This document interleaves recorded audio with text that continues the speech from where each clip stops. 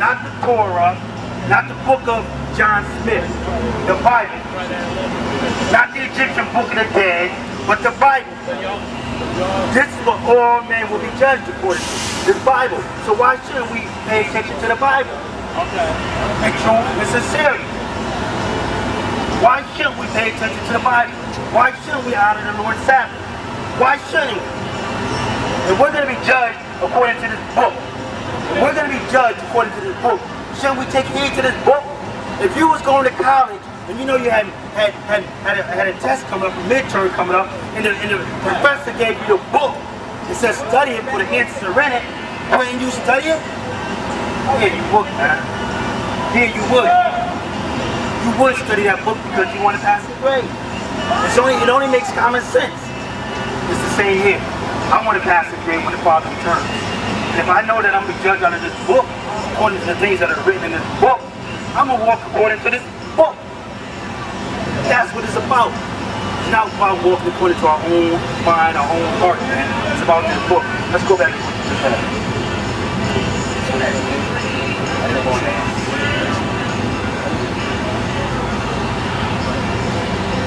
Nahum 3 verse 1. Woe to the bloody city. It is full of lies and robbery. The prey departeth not. The noise of a whip and the noise of the rattling of the wheels and of the prancing horses and of the jumping chariots. Right. This is talking about Nahum. Nahum was a very big city. Nineveh was a big city back in the time of the Syrian captivity. The nation of Israel was in Syrian captivity. It was like Babylon. It was like Egypt. It was like Greece. It's like America. Just like America. Just like New York, man.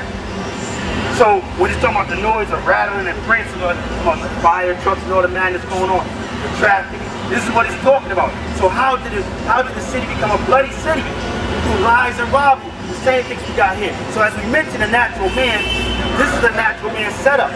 This is how he goes according to these things. But the spiritual man, he quieted down on the Lord's day.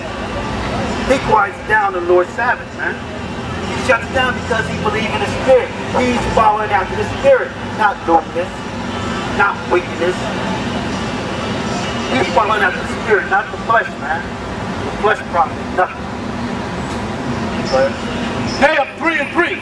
The horseman lifteth up both the bright sword and the glittering spear, and there is a multitude of them slain, and a great number of carcasses, and there is none end of their corpses. They stumble upon their corpses. Praise the Lord. All this is saying is that graveyards are full, brothers and sisters. They're full. And pretty soon, they're going to be overflowing and we're going to be stumbling upon the corpse. That's why. Why? Because too many of us are living according to the flesh and not the spirit. And death is prevalent. As they were talking about bringing this thing out here downtown New Haven, they was questioning, should we do it? Man, it's been, what, 4 murders in 6 days? Death is prevalent in America. There's no escaping it. Death is everywhere. Our children is dying, our babies is dying, our brothers is dying, our sisters are dying. Why? Because we're running according to the flesh. We're not running according to the power of the air, to the power of the Most High. We're running according to the flesh. All we is into is the flesh. Read the flesh, the works of the flesh. James, Galatians 5:16. Nahum 3 and 4. Because of the multitude of the whoredoms of the well-favored harlot. Because of the multitudes of the whoredoms of the well-favored harlot. We need to understand who is the well-favored harlot. This is not derogatory, but the well-favored harlot is America. If you're from another country, you understand that. What was your desire? To leave that country and go where? To America. And when you got to America, it wasn't what you thought. It was not what you thought. The well-favored harlot. The well-favored harlot. So as you come here, and you're going to see brothers like us all throughout America, and what are we preaching? Return back into the Father, man. Return back into the Spirit, because America is far away from the Spirit of the Most High. It's about returning because the Lord is approaching the earth very soon. You cannot pay, you cannot tell. We can look in the sky and see when the clouds are coming. We say it's going to rain. We see that. We look to see the sun bright. We say it's going to be a nice day. We can't look in the earth and see all the madness and say, whoa, we have to end this race, man. We don't see that? Come on. Galatians 5:19. Galatians 5:19. Now the works of the flesh are manifest, which are these: adultery, fornication, uncleanness, lasciviousness. Stop. As I mentioned, these are the reasons why our brothers and sisters, our children are dead in the street. Adultery, fornication, lasciviousness. There's a new case out now about a man that killed his wife and a baby in the bed. What could drive a man to these things? He definitely ain't the spirit of the Most High, because he's living according to the flesh. I guarantee you when they find this man's business out, it's going to be a case of fornication, adultery, uncleanness. What are these things in here? This is why these things are happening on earth. R. Kelly, check him out. He just got found not guilty for stroking little children. But this is the way of America. If you got the goods, you're good. You're straight. You get a pass. The Most High is not having that. He says, show favor to the wicked yet when they not learn righteousness, man. So the Most High is not showing favor as the courts of America do. How the courts of America do. If you got some type of prestige in America or stature in America, you can get a pass. But it's not like that with the Most High. The Most High is not a respecter of person. He don't care if it's Jew or Gentile. Whoever do the will of the Most High, you get a pass. Come on. Galatians 5:19.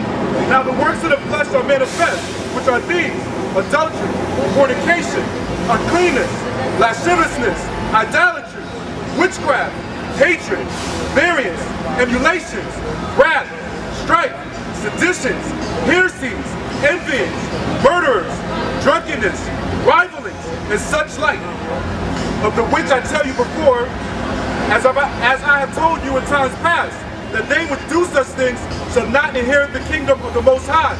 Right, so these things right here are your block. These things are your block from the kingdom. You cannot get into the kingdom of the Most High into these things. This is what we need to understand. We're not preaching hate. We're preaching love. This is love. The Most High says He will have all men be saved. But you need to understand, how do you obtain that salvation? You need to understand, how do you obtain that salvation? If you're not going according to the Spirit, you don't have a shot. If you're going according to the flesh, you're done. It's a wrap. You can hang it up. It's all about the Spirit. Especially on the Lord's Sabbath. Come on, Galatians 2:19. Galatians 2, verse 19. For I, through the law, am dead to the law. Praise the Lord. Because I, me, this brother, all of us that believe in the Spirit, through the law, am dead to the law. Check it out. That I might live unto the Most High. I am crucified with Christ. Nevertheless, I live, yet not I, but Christ liveth in me. Praise the Lord. I crucified myself with Christ. I was crucified with Christ. When I came into the knowledge of the truth, I said, that's it. I'm done. I've been wrong all this time. Because you know, before you come to the Bible, or before you come to any spiritual awareness, you walk according to your own imagination. Proverbs 16:1. You walk according to your own imagination. You swear you're right. No matter what anybody else tells you, you're right in your own head. You're a big man. You've been living a long time. Can't nobody tell you nothing. But me, I heard the truth, man. I read this book, man. I read this book and I said, whoa. Whoa. I've been wrong all this time. I need to change this thing up. So what I did, I crucified myself with Christ, man. I got up on that cross with Christ, man. So now that I'm dead in the earth, well, yeah, I live, but not I, but Christ liveth in me. Praise the Lord. Christ liveth in me. Come on. Galatians 2, verse 19, verse 20. I am crucified with Christ. Nevertheless, I live, yet not I, but Christ liveth in me. And the life which I now live in the flesh, I live by the faith of the Son of the Most High. Praise the Lord. Because Christ did not sin. He walked according to every word that came out of the Father's mouth. He brought it to the earth and He did it. And now that's how I live, according to the faith of Christ. Through the will of the Most High. Come on. Who loved me and gave Himself for me. Who loved me. He gave Himself for me. So we need to consider that. It's like if I had a best friend. If this brother went out one night and got pissy drunk. He got pissy drunk and got into a car accident. You need to understand what he's going through. He got pissy drunk and got into a car accident. He got his head decapitated. That will make me say, I'm not going to drink and drive. I just see my best friend die like that. It's the same scenario with Christ. Christ went on the cross, died for me without sin. Now I love that brother because that brother loved me first. I will stop sinning for that brother. I'll stop sinning. I can do that. I can do that. I can stop sinning. I cut it off. Why? Because Christ died for me. Christ died for me. Therefore, I can put it down. I can put it down. I can stop with fornication. Even though I said I was